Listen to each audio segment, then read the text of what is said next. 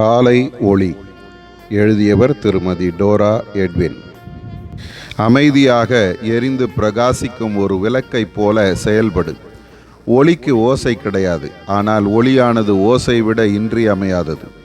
உன் வார்த்தைகள் உன் இருதயத்தில் மறைந்து கிடக்கும். அந்த ஆழமான சமாதானத்தை வெளிப்படுத்தட்டும். நீ அவசரமாகவும் வேகமாகவும் செய்யும் எந்த சேவையும் முழு ஆசீர்வாதத்தை பெறாது. நிதானம் இழந்து செயல்படுகிறாய்.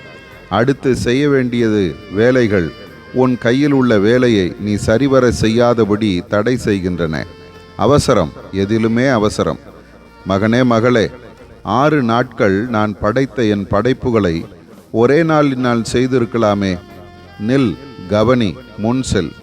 இன்று ஒருமுறை ஆதியாகமம் முதல் 2 அதிகாரங்களையும் படித்துப்பார். தீர்மானம் உனக்கு தேவைப்படுகிறது.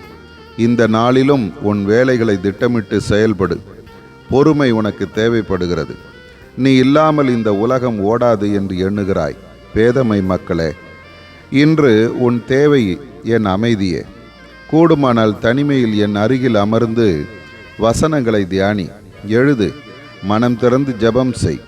உன் இருதயத்தின் ஆழத்தில் அமைதி பிறக்க வேண்டும் என்று வேண்டிக்கொள்.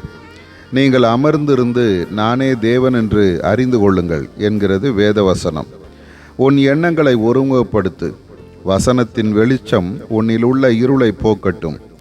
இனி எதிலும் அவசரப்படாமல் நிதானத்தையும் அமைதியையும் காண்பி. என் குரலை உற்றுக்கேள். உன் செவிகளை திறந்து வை. ஆதார வசனம், அமெரிக்கையும் நம்பிக்கையுமே உங்கள் பெலனாயிருக்கும். ஏசாயா 30:15.